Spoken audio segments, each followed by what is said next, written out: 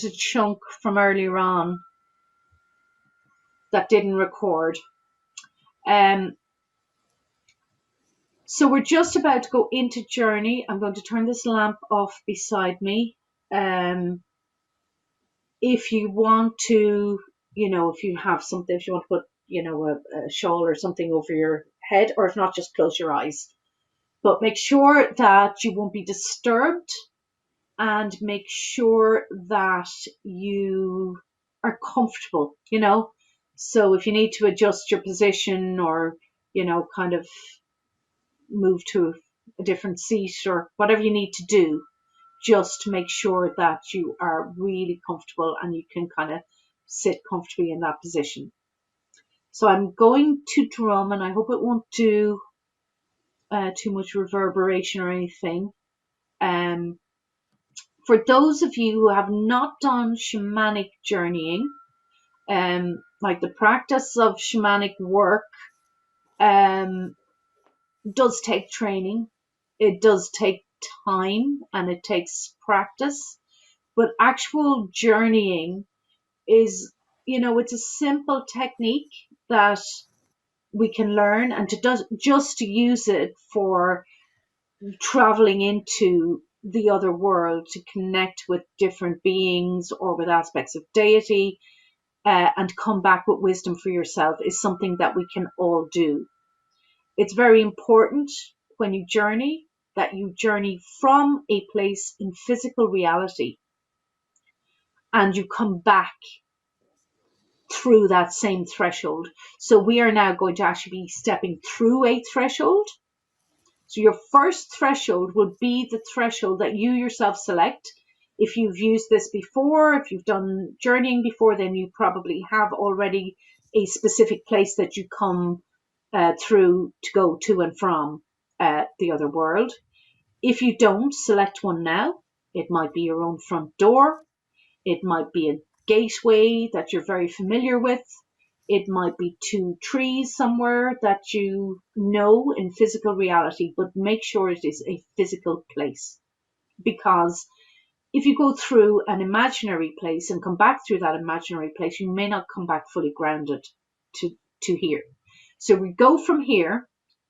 When I guide you, you go through your threshold, and then you'll hear me guiding you along. And then you will come to a second threshold, and the second threshold will be two hawthorn trees. And waiting for you on the other side of those two hawthorn trees will be the white mare. And the white mare is a guide, a spirit guide to carry you through the other world. And this is the guide that I always use for journeying with groups. And even if you have your own guides, by all means bring them, but the white mare will carry you across the landscape of the other world where we'll meet Brigid and carry you safely back again, drop you off at the Hawthorn Arch, and then you come back the last little bit to your own threshold and back to where we are. And everyone should be really grounded at that point.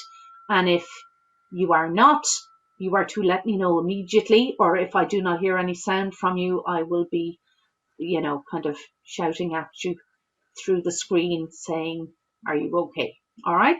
So, you will be very secure in this journey. And even if you have a phobia about horses, if anyone does, this is your spirit guide, protective horse who will carry you safely, and you will feel very, very secure and comfortable.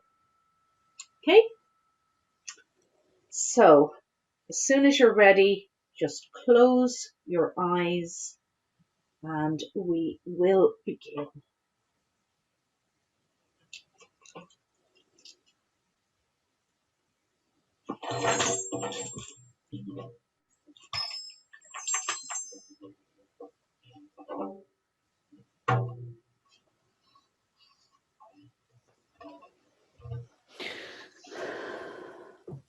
Now, I'm going to get you all to mute before we do this, just in case there's anything coming through.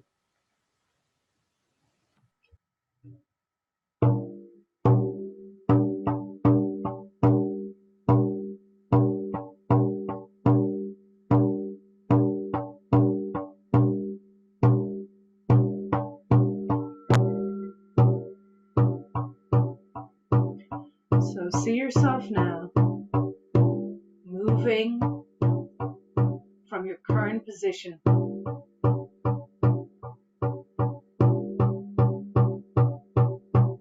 Going out through your door and walking to your chosen threshold.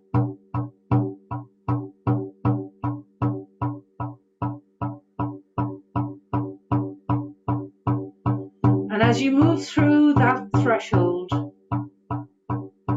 you see yourself on a green, grassy track with hedging on either side. And you can hear the singing of the birds and a sense of life. Tiny little green buds are visible on the branches of the trees.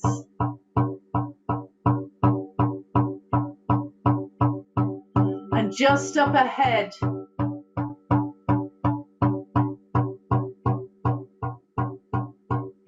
you see two hawthorn trees joining together to make an archway. They have light green, tiny bits of foliage, just as if the life is beginning to return to them.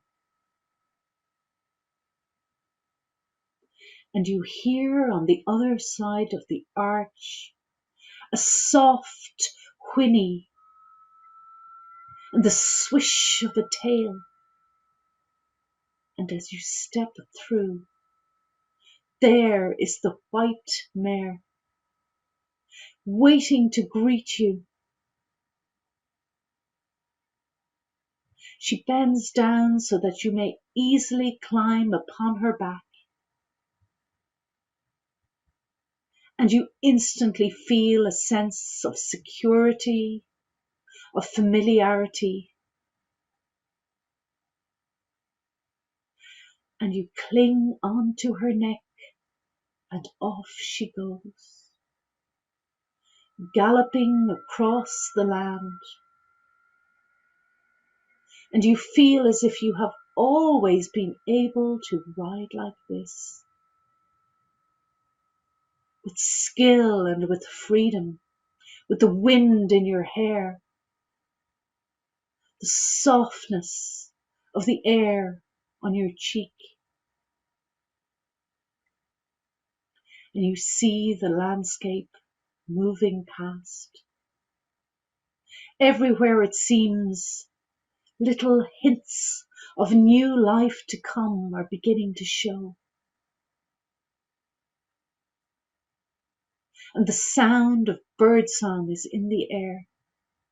You can clearly hear the song of a blackbird.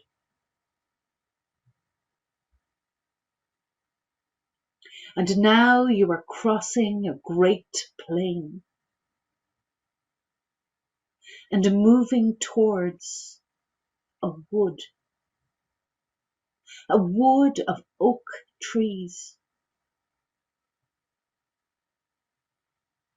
And the white mare slows to a nice, steady trot. And in she carries you, in through the trees. And the sunlight shines down through the leaves, dappling the floor of the wood. And there you can see little hints of green shoots beginning to push up from the floor. And the white mare picks her way now along a narrow track through the oak trees. She is heading for the very center of the wood. And there in the center of the wood is a clearing. And in the clearing there is a wooden hut. shaped like a beehive. And beside the hut there is a well of sparkling water. And hanging beside the well there is a wooden cup on a hook, tied on by a thin straw rope. The white mare stops and lowers her body so you can dismount with ease.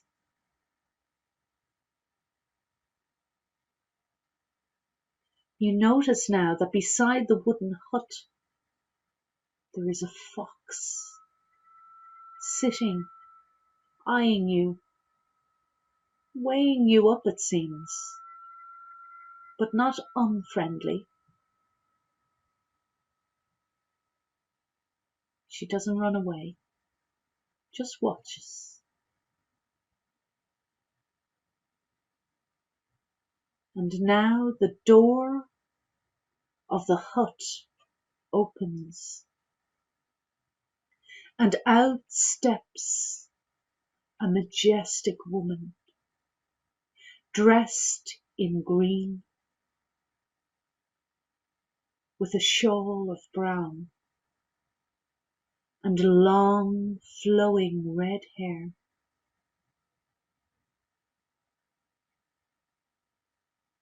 And on her breast she wears a symbol, a solar cross,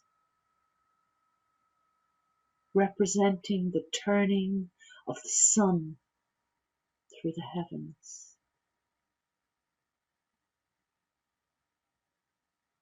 Her face is bright, as if a light shines from it.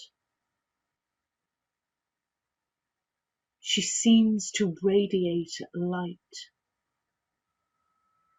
And now you see that the hut looks as if it is aflame, and yet it is not. It is whole and complete, and you wonder at this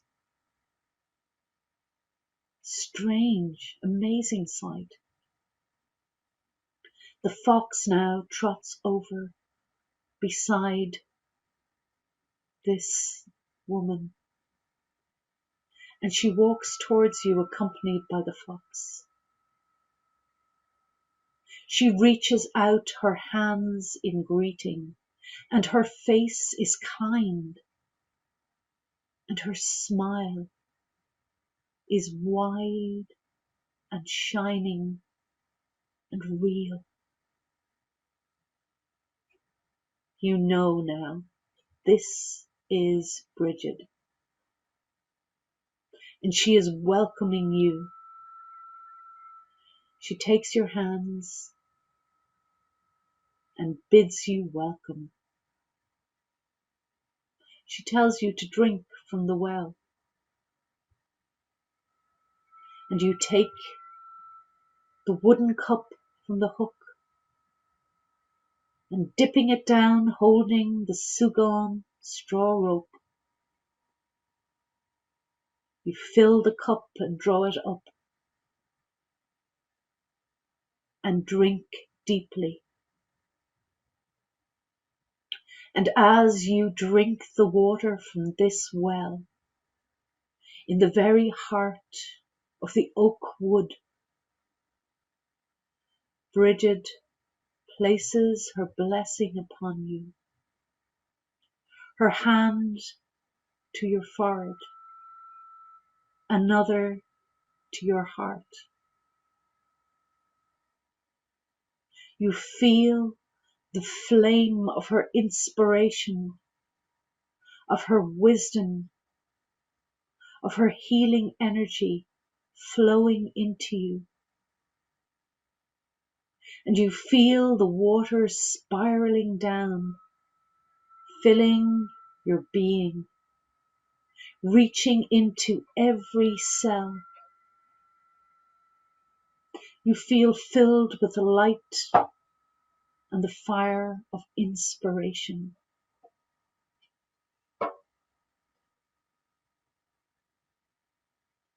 Now she takes your hand and bids you come into the hut. And although it looks like it is consumed by flame, you step through the flame untouched and into her dwelling. Inside, she bids you to sit on a comfortable chair made of wood and straw, and she sits beside you.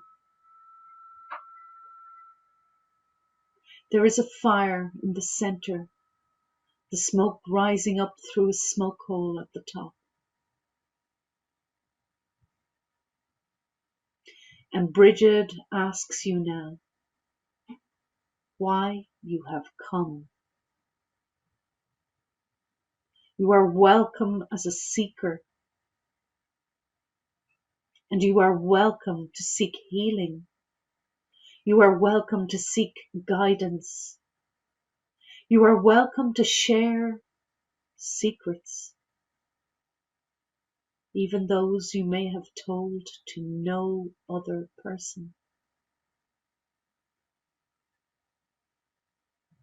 If it is sorrow you need to release, Brigid offers to keen with you.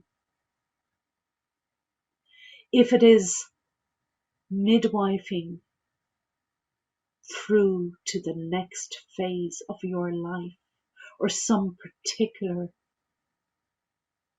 objective,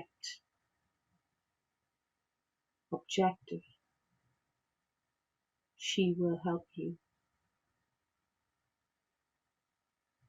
If it is understanding of others' behavior, she will help to clear your mind, and her poet's words will help you to understand. If it is transformation you seek, she offers you her smithcraft. If it is all of these, then one thing at a time.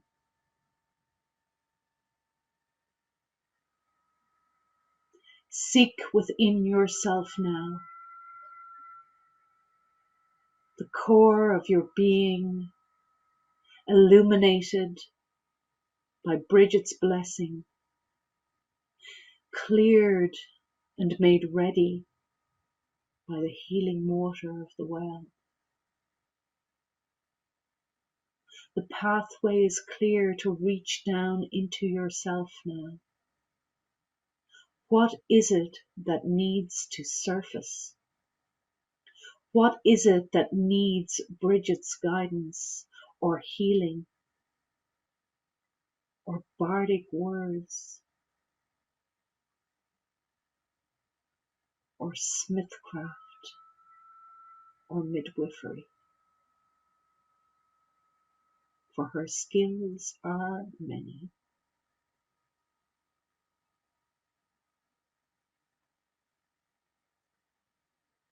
Sit with Brigid and share what you need. If you need her to keen, then listen to her. Keen with her. Shed grief that has been buried.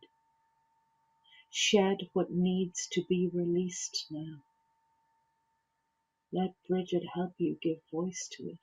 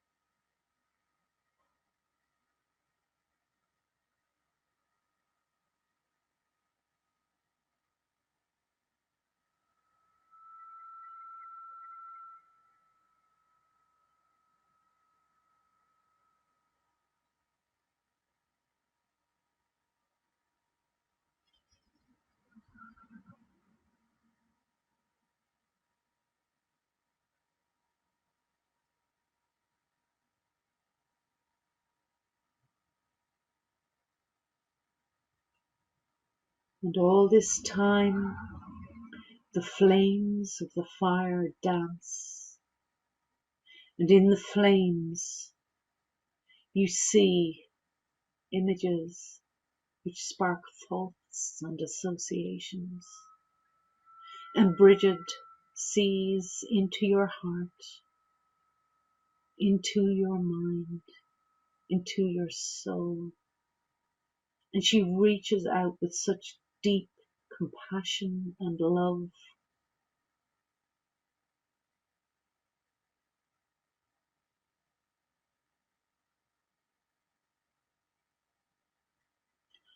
What is it that you wish to transform right now?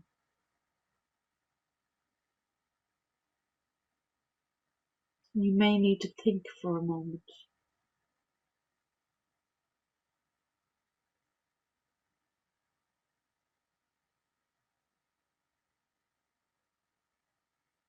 Find that answer within yourself and tell her. Tell her aloud.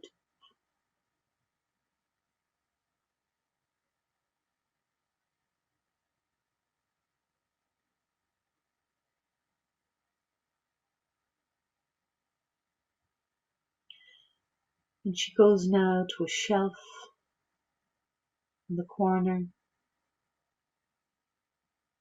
and she takes a stone, a rough stone. She hands it to you, and she tells you now to take whatever it is you wish to transform and to breathe it into this stone, to send the energy of it into this stone. Name aloud that which you wish to transform utterly at this time. And then give the stone back to Brigid. And watch her now as she places this stone into the heart of the fire.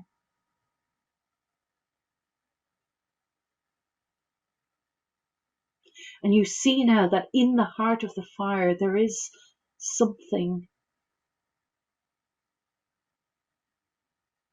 a shape. It's a mold. She has placed the stone into a mold in the very, very heart of the fire. And you see that the stone is melting, becoming liquid.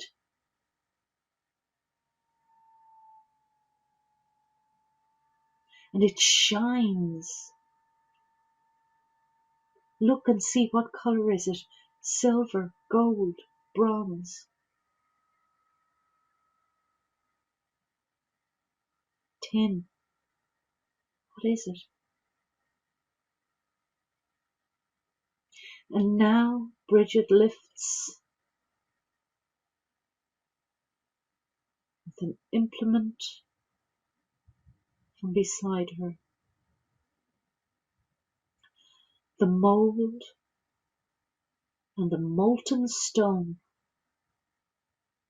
and she plunges it into a vat of water at her other side. You hear the hiss as both mold and metal cool. And now you see her working, removing the metal object from the mold and lifting it with her implement and placing it on a stone slab beside the fire. Look carefully, because this is her gift to you. This is the symbol of your transformation. What you placed in the stone is now transformed utterly, and this is the symbol of what it will become, of what you can do, of how you can be, of what you can achieve, of the changes that will come.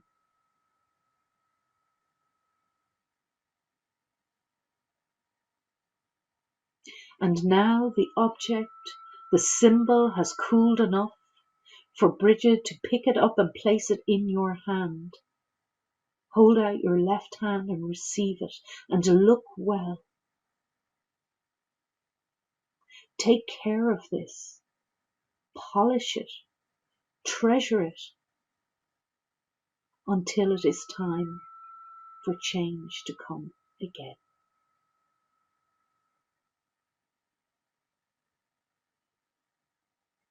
You hear the fox calling from outside and the whinny of the white mare. They are keeping each other company while you and Brigid are in communication. So now Brigid tells you it is time for you to ask her any question about herself, anything you wish to know and understand about her or her nature, and she will answer anything. Choose your question wisely and ask.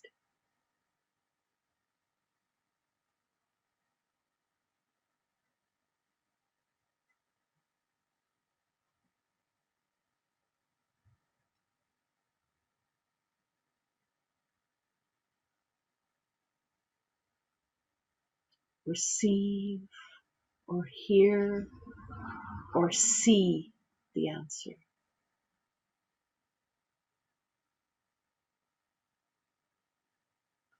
Allow the understanding of it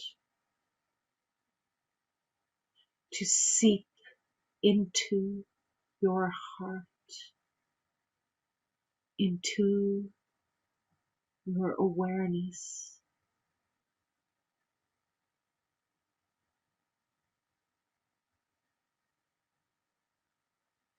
Allow it to sit into you, for you will process all of this over time.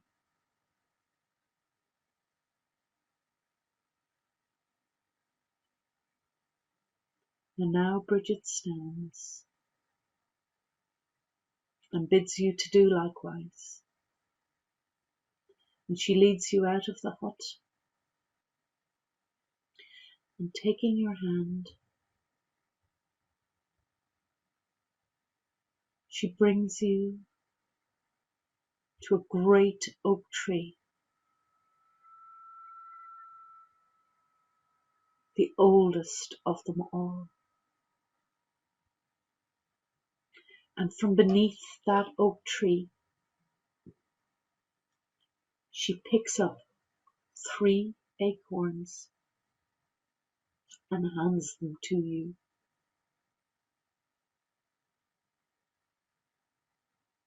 Take these with you and plant them. And with each one, plant an intention. Choose wisely.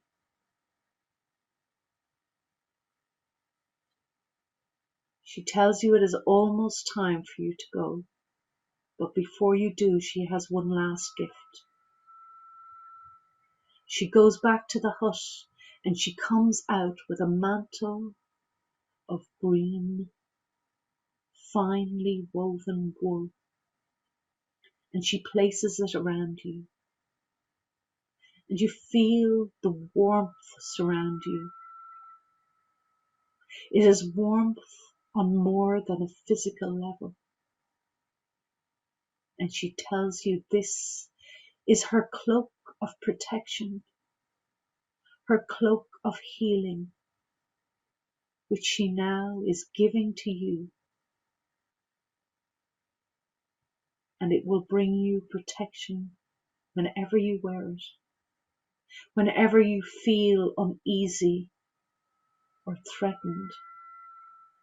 Place Brigid's cloak around you and feel instantly that she is there, bringing you protection and healing and love and guidance.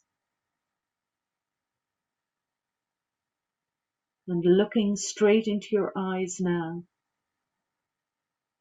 she smiles a beaming smile. She thanks you for being willing to ask questions, for being willing to learn, for there are always thresholds to cross, and we cannot remain in one place forever. She bids you farewell and safe journey, and tells you you may return at any time whenever you have need of her.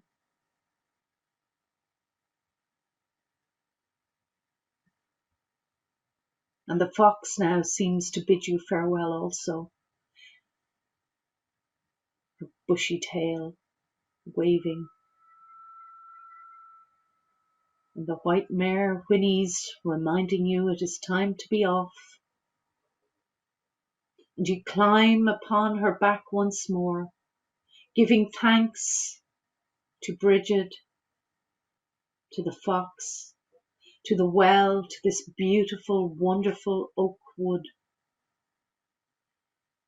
And off at a gentle trot, the white mare carries you, picking her way through the woodland path, out among the trees, until you emerge once more on the great plain. And now she is off at the gallop again, and it seems to you as if more green leaves have appeared, as if there are more little green shoots coming up from the plain, as if there is even more life than before.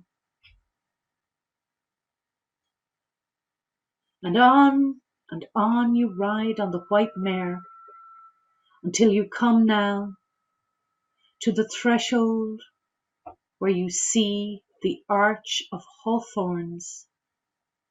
And here the white mare stops, and she lets you dismount. She nuzzles your hand, for you are firm friends. She is your ally and guide in this world, and she will be waiting when you return again. But for now, with a whinny, as you stroke her muzzle, and as she gallops away, it is time to return. And you step through the arch of hawthorns, back onto the track, and making your way back along the track between the hedges, and back to your own threshold, your own known place where you entered this realm. And you step through, making your way back now to where you began this journey, to your own room, your own home. Find your way to the seat or bed or couch or floor where you started, and sit yourself down into your own bones, breathing in deeply now, becoming aware of the sounds around you, becoming aware of your physical presence in your physical body, becoming aware of how your breath enters and exits your body. Breathing in deeply now, in and out, and now counting on the third exhalation, gently open your eyes.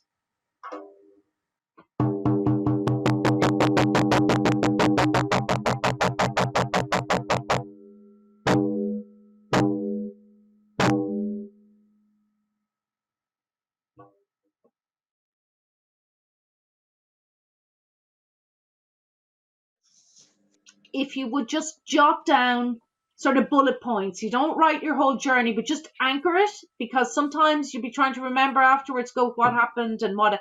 So just a few key things about your interaction with Brigid, what you chose to do when you were there, what guidance you received, what was it you offered for transformation in the stone, and what symbol, what shape did it take, what did it look like when you got that transformed symbol, and then what information did she give you about herself. So if you just jot those down, and if you can, just do a rough representation of the symbol you got. It doesn't have to be fine art, but whatever you can. This energy of Imbolg, energetically, what it's about is about shifting towards fullness. It's about coming out of the dark. We're past the solstice phase where the light begins to, grow, and it's the return of the light and the return of hope. But this is about kind of the application of hope. It's about how we make things begin to happen, putting forth the kind of metaphorical little green shoots. So for us, each of us in our lives at this moment, at this current time, what are those green shoots that we might want to put forward? What form will they take? What will they be? How will they manifest? And what, if any, are the obstacles in the way of that manifestation? What obstacles will those green shoots face in terms of growth, accessing light or water or whatever it is? And if any of those obstacles are from within us, it's not stuff outside, exterior, that we can't do something about, but stuff that we're carrying, then the ancestral journey is about finding ways to identify and release that.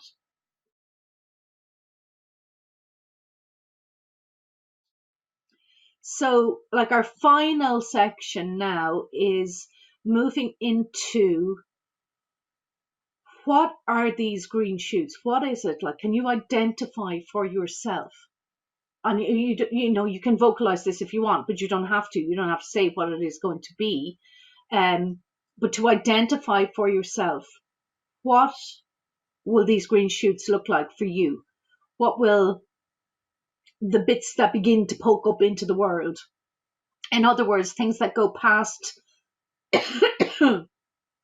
the stage where they're an idea germinating, things that go past the stage of an aspiration or an intention, or even a kind of wondering, would that be something I could do? Is that a possibility?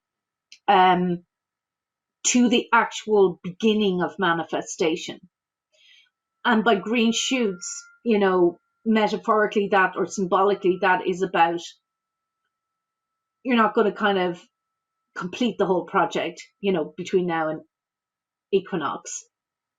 But somewhere between now and equinox, there will be a glimmer visible in the outside world of what it is that you are preparing to manifest.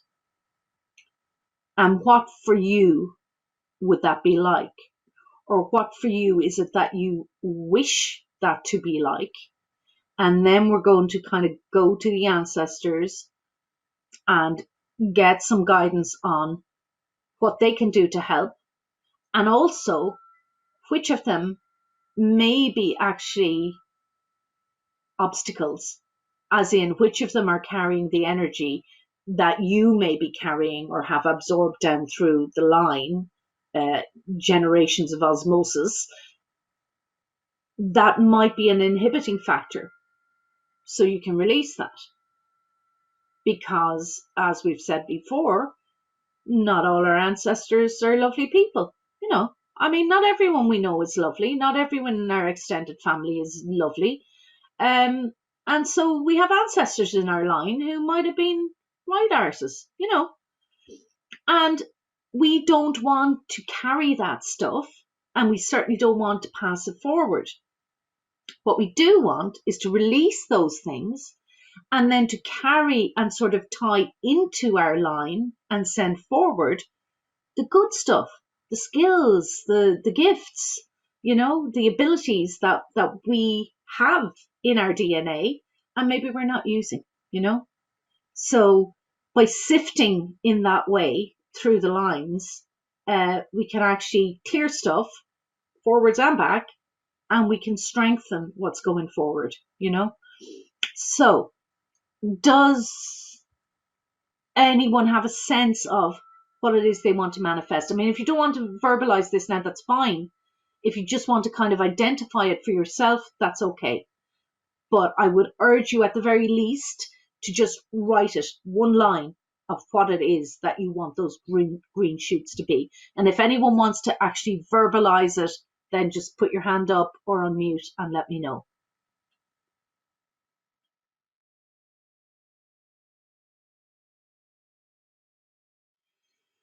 So we're going to go into another journey. I actually should have got my other drum. It's just I'm beside the stove here, and the drum is too tight, so it's coming out very tinny. So that's why I abandoned it in the last journey. But I'm not going to disrupt now to go and get the other synthetic drum. So we just journey without the drum. So we're going to go back into journey. We'll go with our white mare again. Some of you have done this process already. So with each of these workshops, we do some ancestral work, and it's short and it should be very clear. But what you come away with is then something you can work with and work on over the next period. I would suggest definitely between now and the equinox. So when I did shamanic training, the notion of working on the 4 lines of our ancestors was brought up in the sense of like that you went and you did a journey to your mother's mothers, your mother's fathers, your father's mothers, your father's fathers.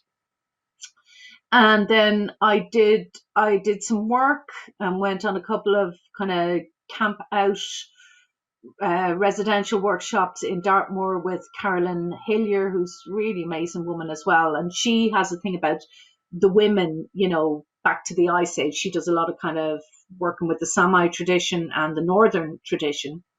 And that idea of like, say, every 25 years being a generation. So if we walk a line of 10,000 women back to the Ice Age, we're back to that ancestor of that time.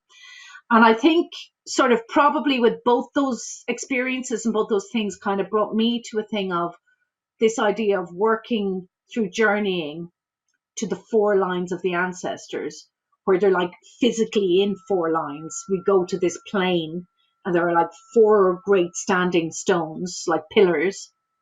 And, so they're way back there somewhere. And then there are 4 lines. So all the kind of mothers are one in front of the other in a line. All the mothers' fathers are one in front of the other in a line.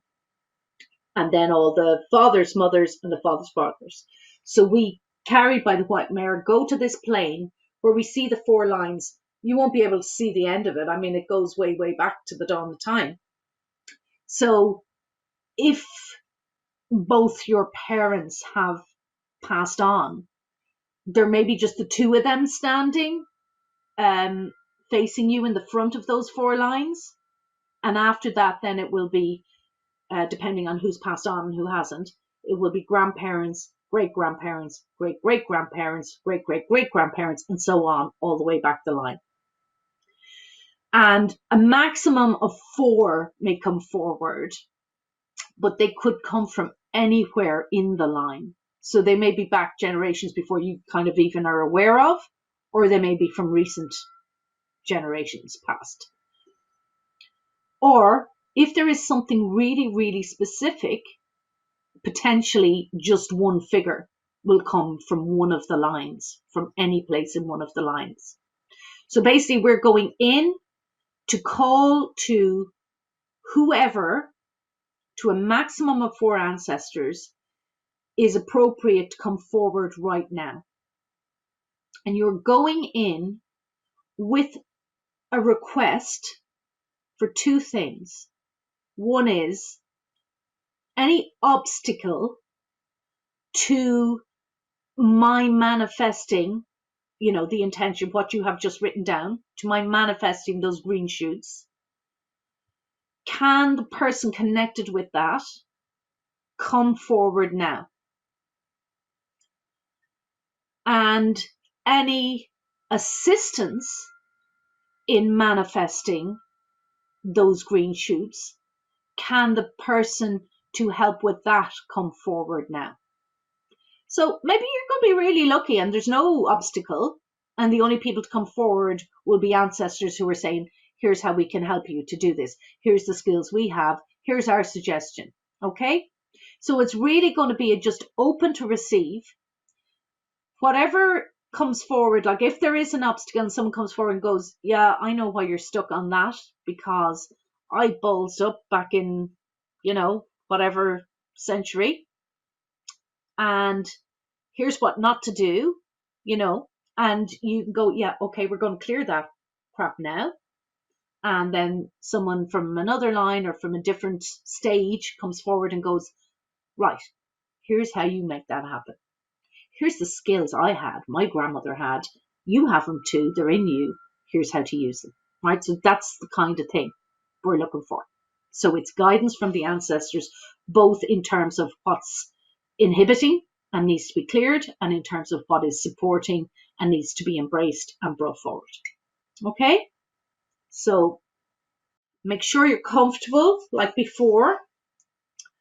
When you're ready, just close your eyes and just allow yourself to go into that deep meditative space. And you will once more be stepping through your known threshold first, and then guided to the Arch of Hawthorns.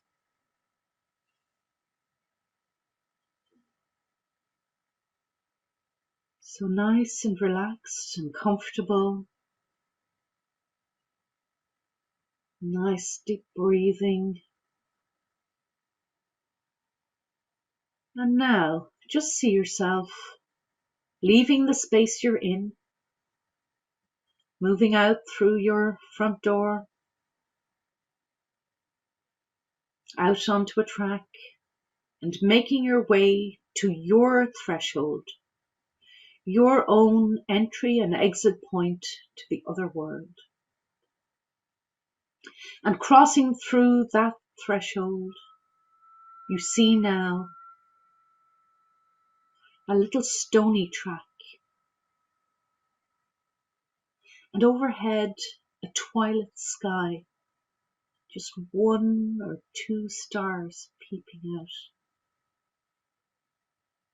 The colour so beautiful, deep, deep teal, aquamarine, midnight blue.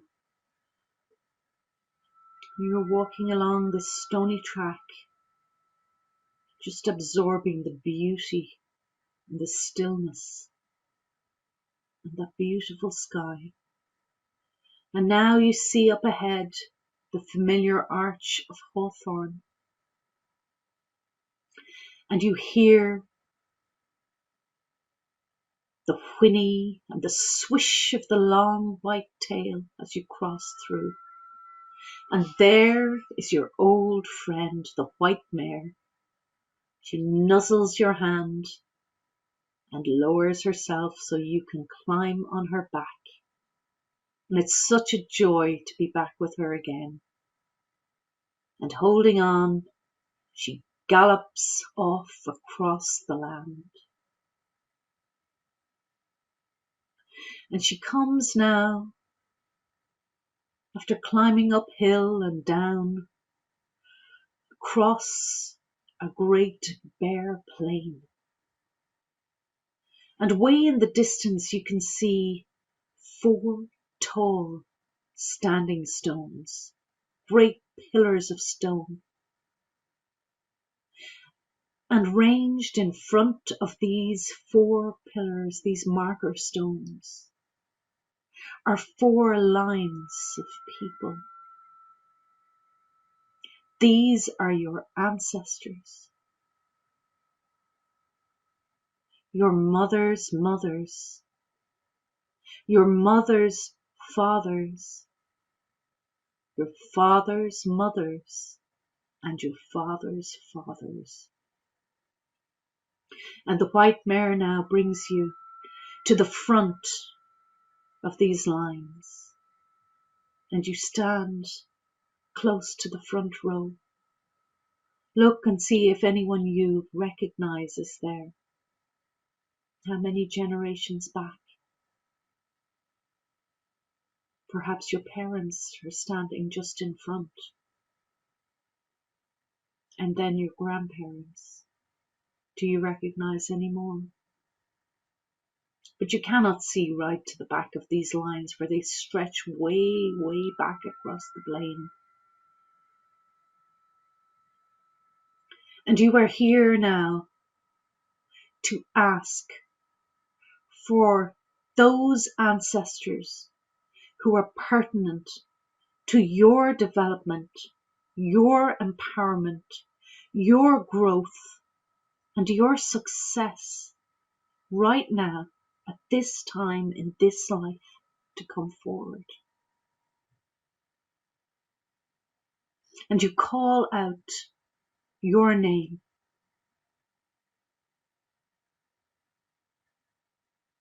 and ask for anyone who can assist you at this time, no more than one from each line, to step forward. And it may be that only one comes, maybe two, but no more than one from each line.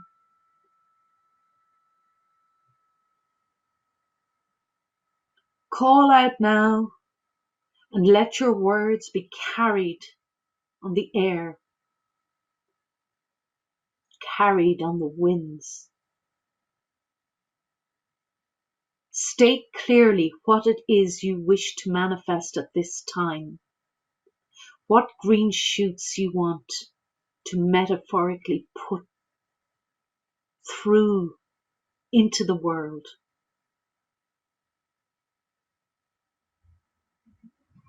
And what will they look like? What form will they take if they flourish fully and bear fruit?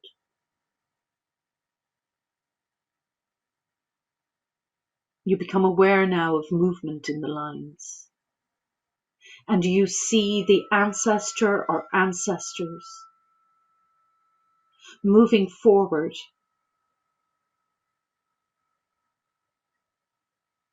And as they are in spirit, it takes no time at all for them to reach the front of the line.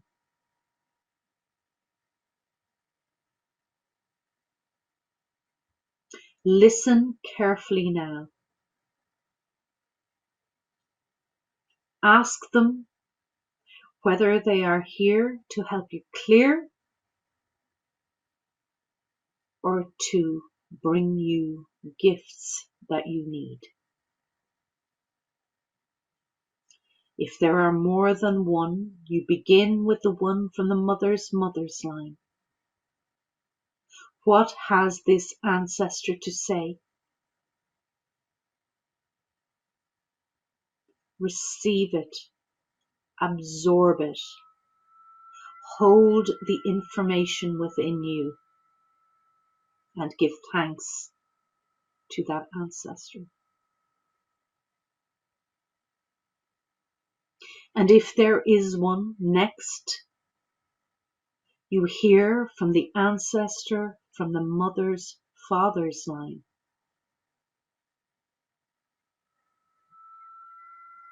Listen well to what he has to say.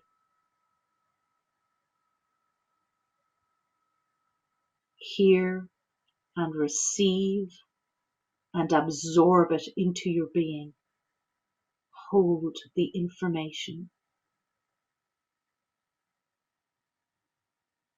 and give thanks now to that ancestor.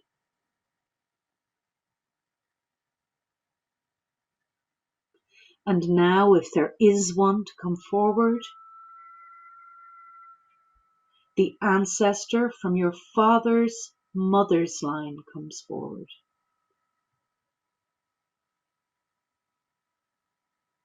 Listen to what she has to say.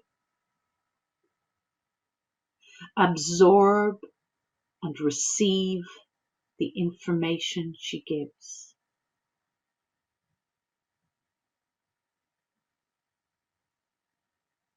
Hold it within you and give her thanks.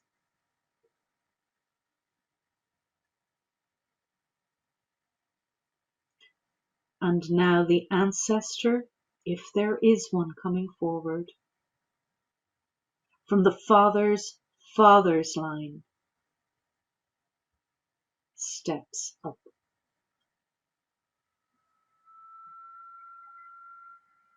Listen to what he has to tell you. Hear and receive it. Absorb it into your own being. Hold that information. And now thank him.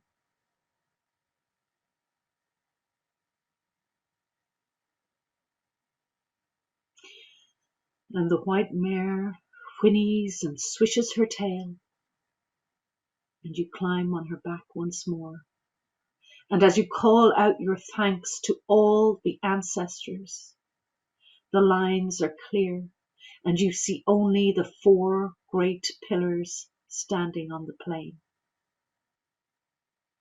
And now the white mare turns and gallops once more across the land, up the great hill and down again, and back to the arch of hawthorns. And she stops there, letting you dismount gently, and with a nuzzle and a swish of her tail, as you call your thanks to her, she is gone, although you know you will see her again before too long. Now, carrying all the information you have received and absorbed, you step through the arch of hawthorns and down the track with that beautiful starlit sky above you, a deeper midnight blue now,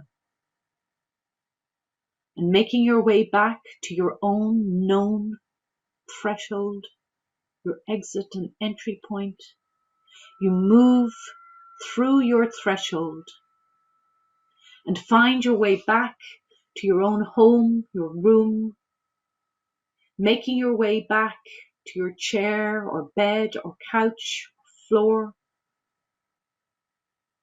and sitting right down into your own bones again, sitting into your body fully.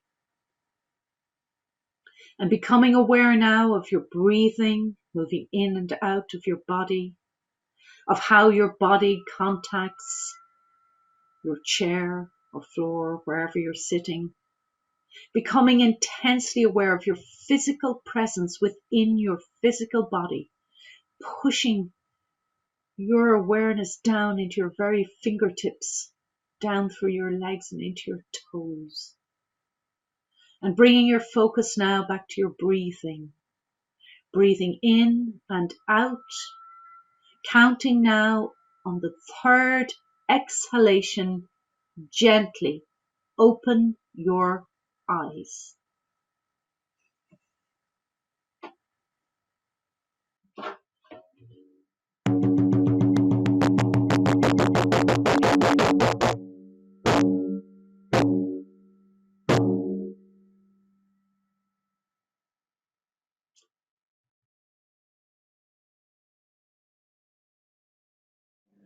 Hopefully I haven't delayed you all too much from everything, but if you can just bear with it for about another sort of few minutes while we close our circle, because as always in our pagan practice, it is only good manners. As I say, we don't invite people to come into our house and sit with us and then go rambling off out to talk to someone else and leave them all sitting there wondering what's going on. So good manners apply. in our pagan practice, the same as in our everyday interactions with human folk. So we will be starting once more in the east, but I will be winding it around the other way. So I'll be thanking our deities and then closing our circle, and then we'll be complete.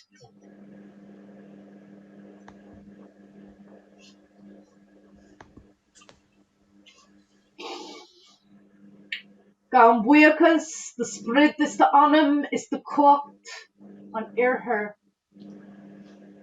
Buchas, cleana, is Angus Og. Buchas, uller is shallop. Buchas sprid an air, sprid na guihe, sprid na hain. Govanach, the lairgus is the Saoirse ling. Slán agus bannacht. I give thanks to the spirit, power, and soul of the East, to the spirit of air, to Cliana and Angus Og, to eagle and hawk. May your clarity and your freedom remain with us. Farewell and blessings.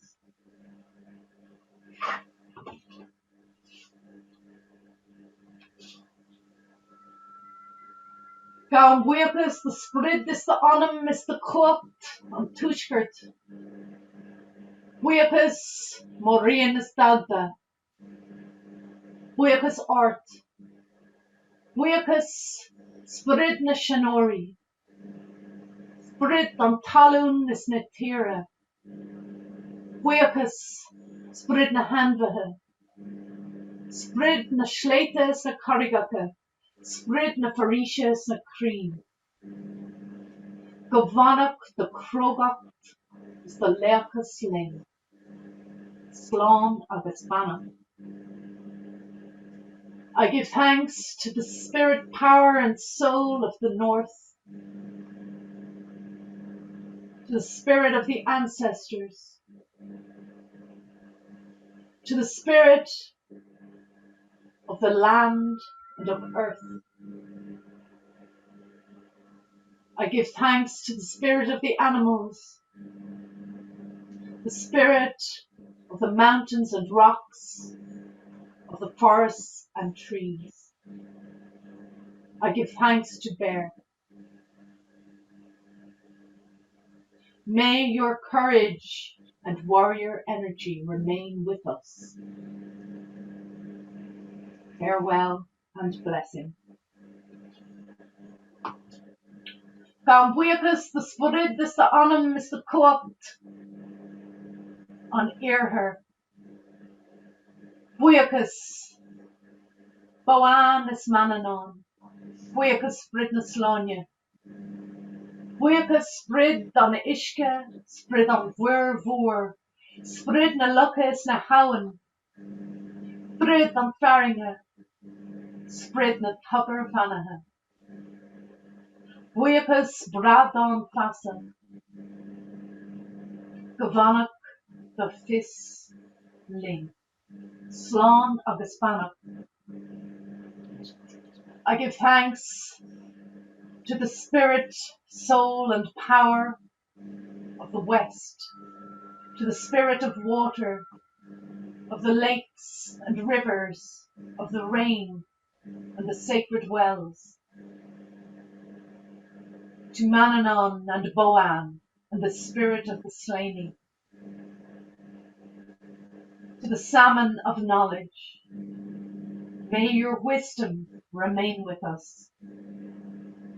Farewell and blessing. Gan buchas, the sprid is the anam, is the cocht, an deshkert. Buchas, sprid an talus, san tinne. Buchas, a bridge is a loo. Buíochas fiaflúin, go bhfanach do fuinneamh, do grá is the cruthaíocht ling. Slán agus spannach. I give thanks to the spirit, soul, and power of the south, to the spirit of light and fire. I give thanks to Brigid and to Lou, to Stag. May your energy, love, and creativity remain with us. Farewell and blessing. The Laura Kirkle, Gaum Buíochas, Sprid, Cocht, or Príomh Water. Buíochas Sean Water, Máthar na Seanóirí. Go bhfanach an All Haring, the Grá, the Cusant is the feast. Slán agus spannach. In the center of our circle and of everything, the power and spirit of our great mother, first mother, grandmother. We give thanks and ask that your love, protection, and wisdom remains with us. Farewell and blessing. And I'll close now or unwind our circle. Dúnam or Kirkle in a Yenamer or upper Nefa in you in Anam Breach.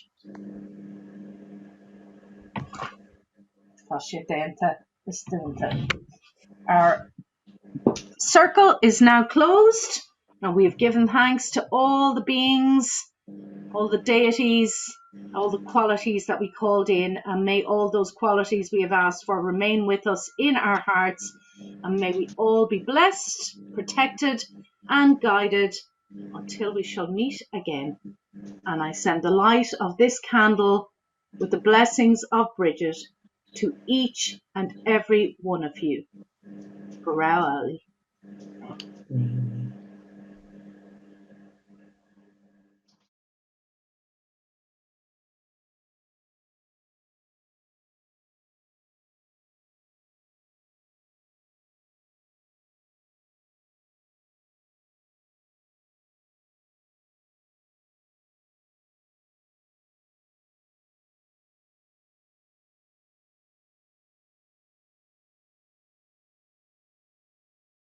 It's actually very deep stuff, and it can sometimes trigger things, or it can bring stuff up we didn't even know was there, and sometimes you might want a bit of backup on that. So, that's part of the role of teaching, is to be available for backup if something comes up. So please don't hesitate if something does. You don't have to wait for the next workshop or whatever. You can send me an email and we can set up a call if that's something that's useful for anybody, okay? And that's just part of being in that teacher role. And, it's not a class, it's not a cost thing, it's just a bit of backup, that's all.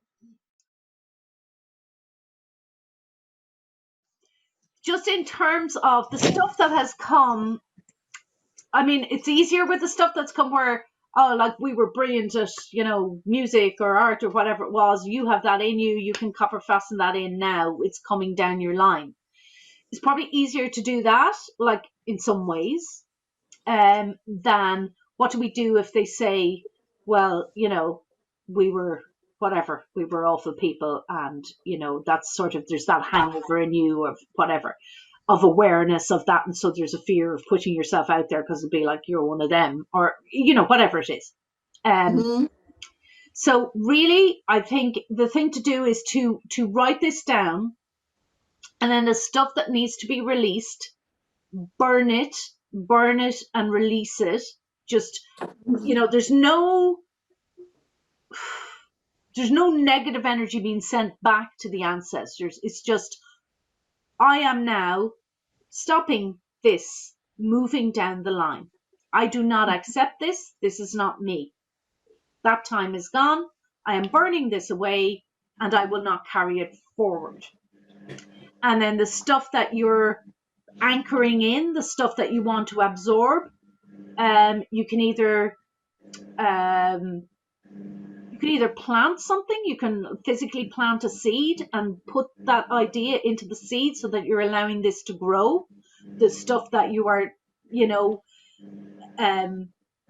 taking from the ancestors, receiving from the ancestors, I should say, that is of a helpful nature, make it something that can physically grow. Or, breathe it into a stone that you then put in the earth. Or, let it be if you have a nice crystal or something. I don't suggest buying a new one because that's just helping mine more things out of the earth. But if you happen to have one, then breathe something into that and that can kind of amplify it. Or like we did, I think, on our kayak journey, take a piece of maybe red thread or ribbon representing the bloodline and tie knots in for everything that you want to strengthen in your line. So any of those methods would be helpful.